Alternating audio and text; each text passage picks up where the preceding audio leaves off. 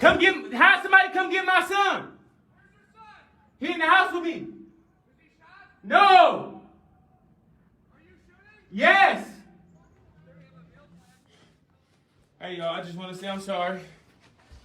This is going to be the last day everybody hear from me, bro.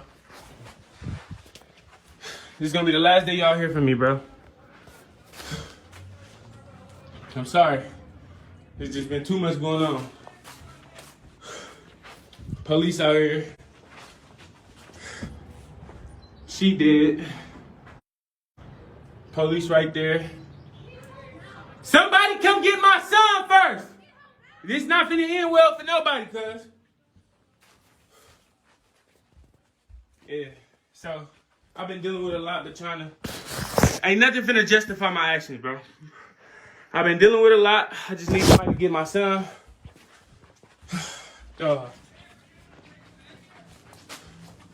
Sorry, y'all. I'm just ready to die. The victims and the suspect in the Brown Deer apartment shooting over the weekend have now been identified. Fox 6's Angelica Sanchez tells us the suspect went on Facebook Live before turning the gun on himself. She joins us live with what we learned today. That's right, guys. And unfortunately, that disturbing video is still circulating around social media despite the suspect's social media accounts being taken down. We are learning more about him and of the victims of Saturday's tragedy. The medical examiner has identified the suspect in Saturday's shooting in Brown Deer as 26-year-old Larvell Huddleston. Authorities say the shooting started as a domestic dispute. It's all over Facebook right now. Huddleston went on Facebook Live after fatally shooting the mother of his son. She's been identified as 23-year-old Arieuna Reed. Huddleston also shot 2 other people in the parking lot of his apartment complex. The medical examiner identified one of them as 31-year-old Michael Edward Anderson. The best we can tell is people are trying to help out. The other victim shot by Huddleston survived. His name is Eric Lewis. He declined an on-camera interview but told Fox 6 over the phone Anderson was shot while trying to help the 23-year-old woman. He says he was shot in the leg when he tried to help Anderson, who was injured. Police say Huddleston shot at officers on the scene. Officers did not return fire. The medical examiner says Huddleston eventually turned the gun on himself. Authorities say the couple's 2-year-old child was not injured.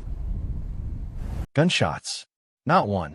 Not 2, but a violent, rapid burst that tore through a quiet Wisconsin morning. By the time it stopped, 3 people will be dead. 1 survivor would be bleeding on the ground, and a child, just 2 years old, would be staring out from an upstairs window, watching it all. Her name was Arieuna Reed, 23, mother, vibrant, the life of her family. She walked into the Park Plaza Apartments that morning to do something routine, something ordinary, to drop off her son with his father. But she never walked out alive, because waiting for her was a man she once loved, Larvell Huddleston, the father of her child, the man who had sworn to protect her. Instead, he pulled the trigger. Again and again, neighbors watched in horror as her body collapsed in the parking lot. Some ran to help. One of them would be shot. Another would never make it home again. Police raced to the scene. A squad car shattered with bullets. Officers pinned down by gunfire from a balcony. And inside that apartment, the shooter broadcasting his violence live on Facebook while his child sat only feet away. Why did it happen?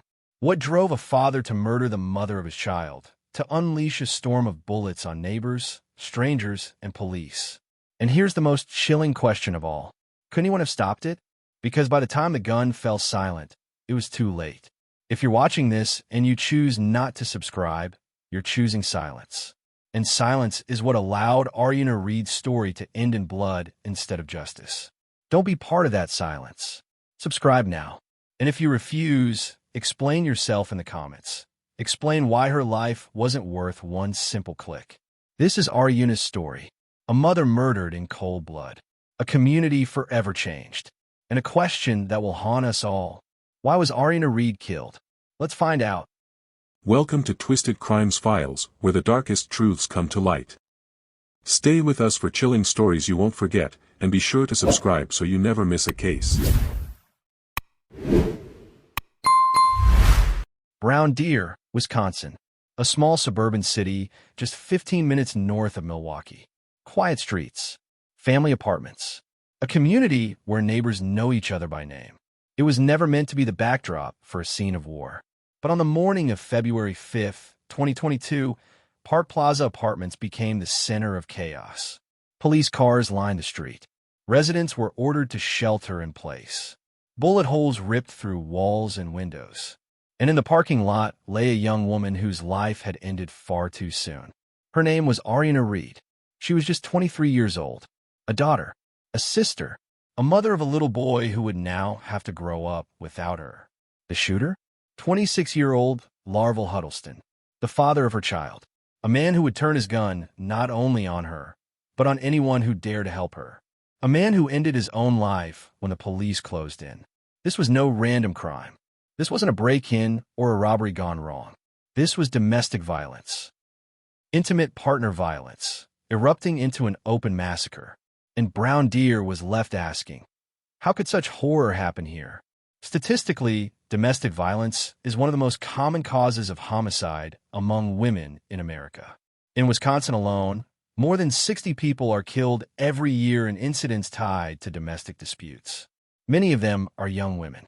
Many are mothers. But statistics can't explain the sound of gunfire echoing through a neighborhood.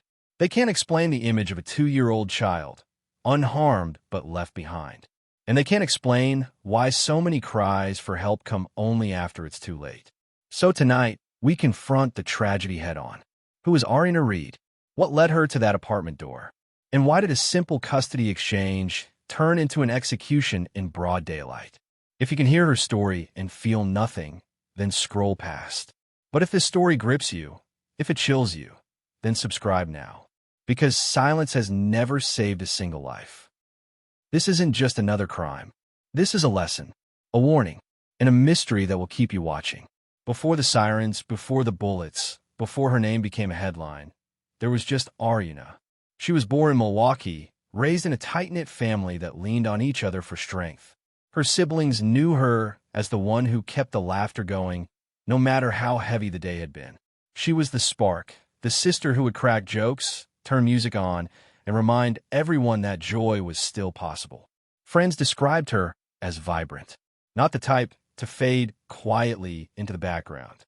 She had a voice that filled a room and a smile that left people lighter than they came in. Social media showed glimpses of her personality.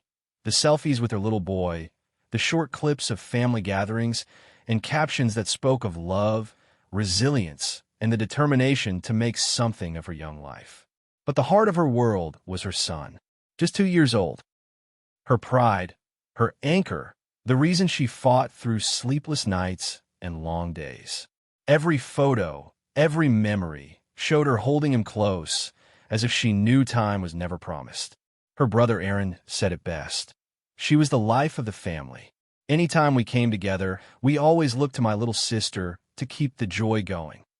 That was Arieuna, 23, still building her path, but already a light to everyone around her. And it's because of this light that her death feels so unbearable. When someone full of energy, full of promise, is suddenly silenced, it's not just a life lost. It's a wound carved deep into everyone left behind. But here's the truth viewers don't like to confront. Women like Ariana are taken from us every day. Not by strangers, not in dark alleys, but by people they once trusted. If you can listen to her story, nod your head, and still refuse to subscribe, then ask yourself, are you really ready to live with that kind of indifference? Because that silence is the same silence that keeps stories like hers buried. Arieuna Reed was more than a statistic, more than a headline. She was a daughter, a sister, a mother, and she deserved a lifetime her son will now never know. And to understand her death, we must first understand the man who claimed to love her and the storm that began long before that February morning. Every tragedy has a beginning. For Arieuna Reed, it began years earlier when she met Larval Huddleston. At first, there was nothing unusual. A young woman in her early 20s, a man in his mid-20s. A relationship that felt ordinary, even hopeful. He could be charming, the kind of man who held doors open, who offered to help neighbors fix their cars, who, on the surface, seemed approachable. People described him as polite, even generous at times. But those closest to Ariana noticed the cracks. Behind the smiles and gestures, Huddleston carried something darker. Flashes of temper, controlling behavior, moods that shifted without warning. When Ariana gave birth to their son, she poured herself into motherhood. Every decision she made revolved around giving him stability and safety. But stability with larval proved elusive. The relationship grew tense. Arguments became routine. And soon, what once looked like partnership began to feel like a battlefield. Those who saw them together described moments of affection, followed quickly by moments of coldness. Social media hinted at it too. Posts that showed a smiling young mother, but with subtle undercurrents, captions about resilience, about fighting through, about holding on even when the world felt heavy. By the time they separated, it wasn't just a breakup. It was survival. And yet, separation didn't mean freedom, because their son remained the permanent tie between them. A tie that meant contact, exchanges, visits. And in those exchanges, the tension lived on. Family members said Ariana wanted peace, wanted to raise her child without drama. But Huddleston? He seemed less willing to let go, less willing to accept a life where she could move on without him.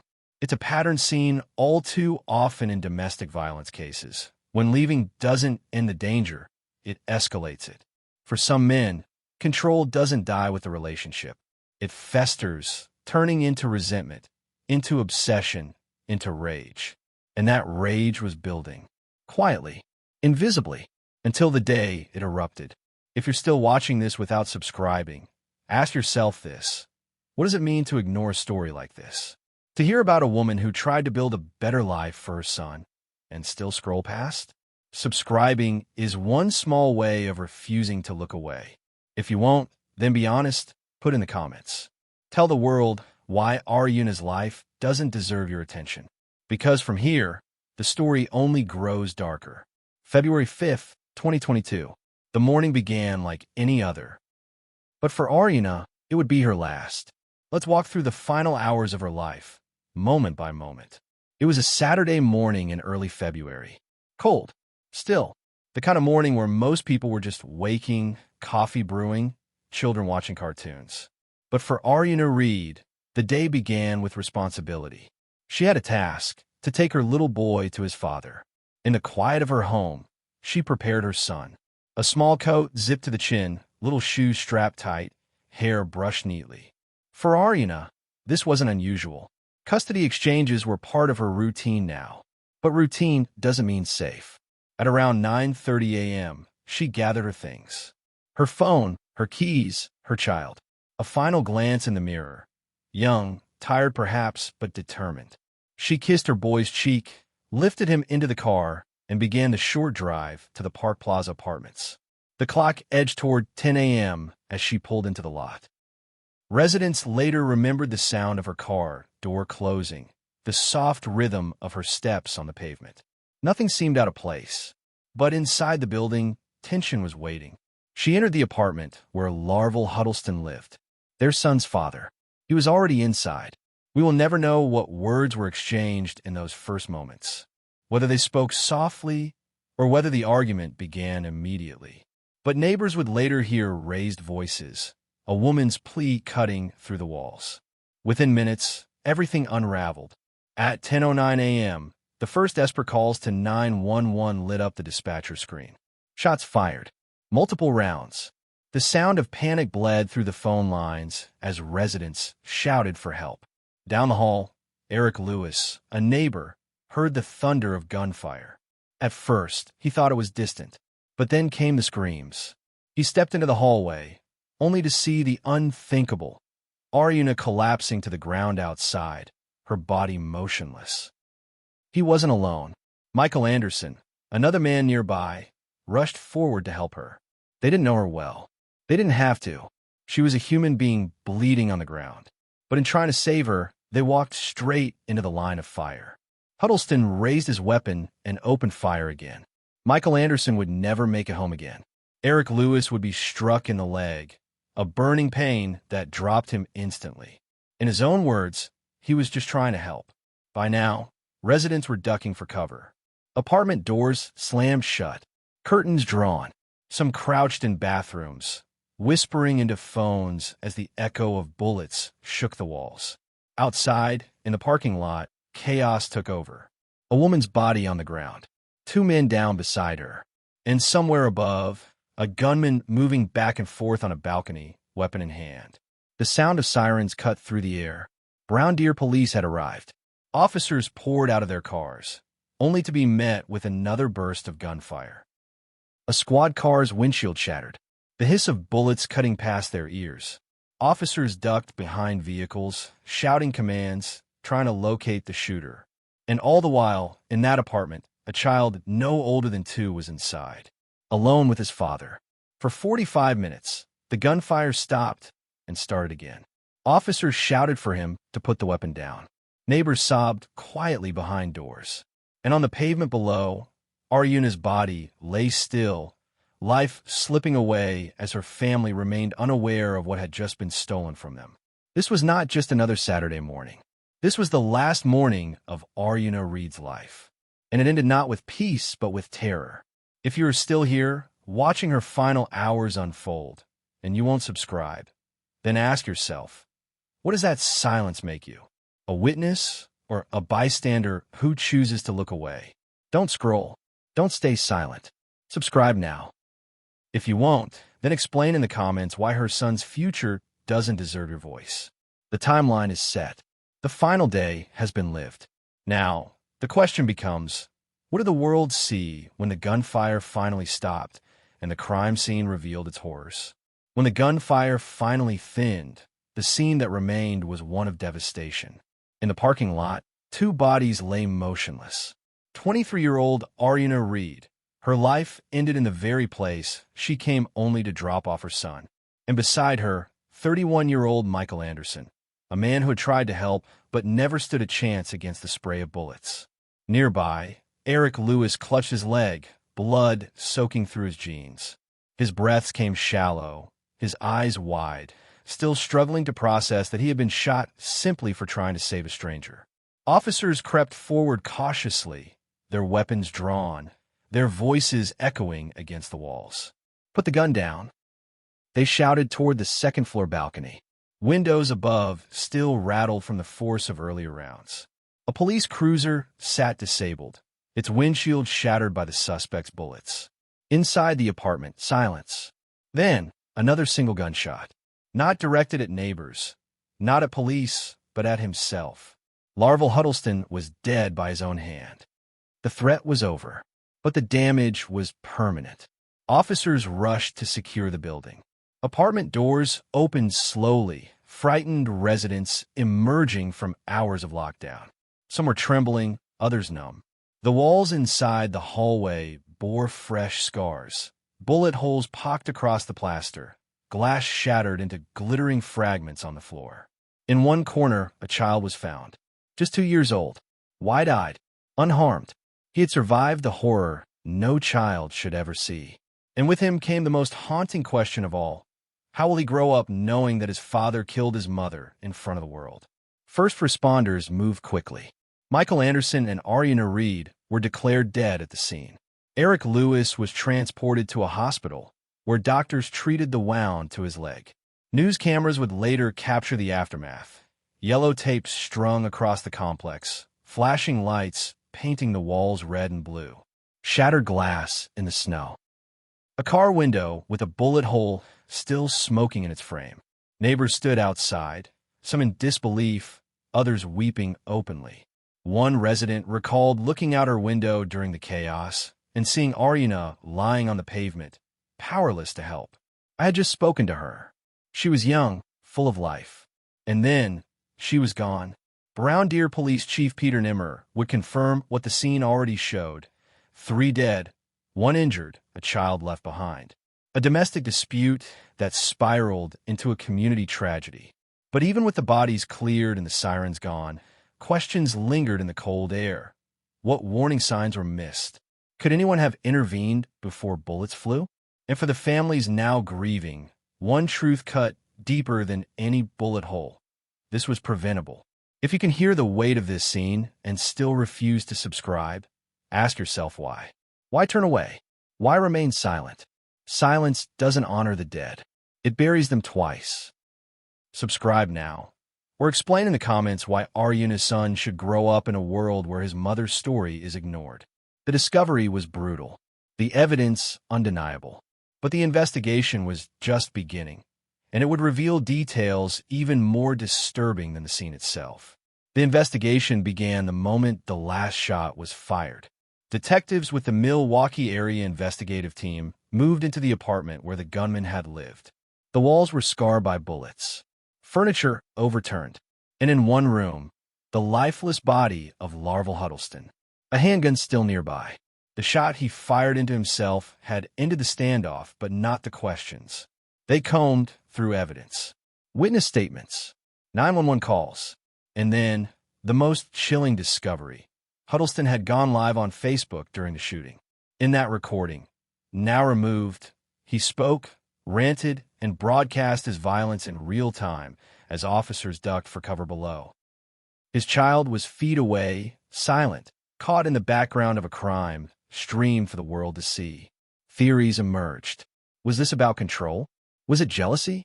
A custody dispute that spiraled into rage?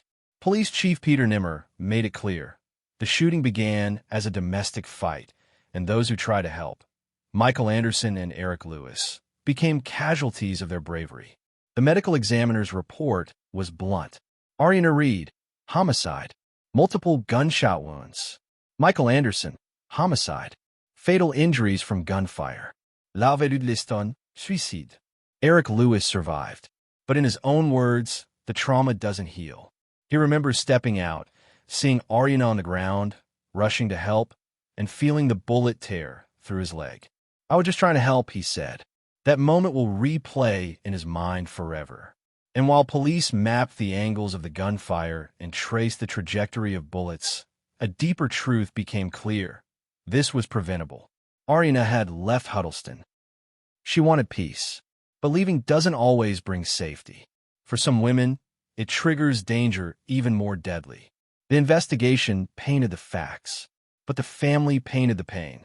At a vigil lit by candles, her brother Aaron stood before the crowd. His voice broke as he tried to speak of the sister who had been the center of their family.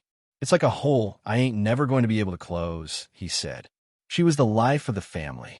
Anytime we came together, we always looked to my little sister to keep the joy going." For her parents, the pain was unspeakable. To lose a daughter is one thing. To lose her in such a public, violent way, executed in broad daylight, her child nearby, is something no words can heal. Community members lit candles. They released balloons. They spoke her name aloud so it would not be swallowed by silence. And in every face, one emotion was clear: grief mixed with outrage. Because this was not just the story of one young woman.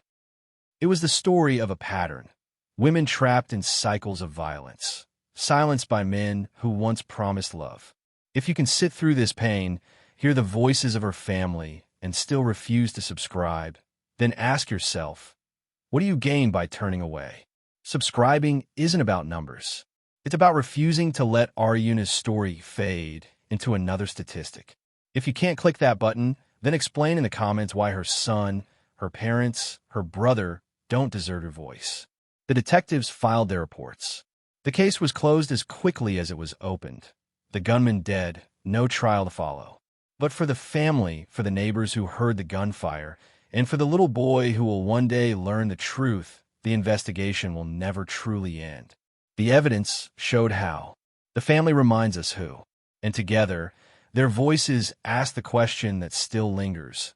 Why wasn't this stopped before it became too late? In the days after the shooting, Brown Deer was left shaken.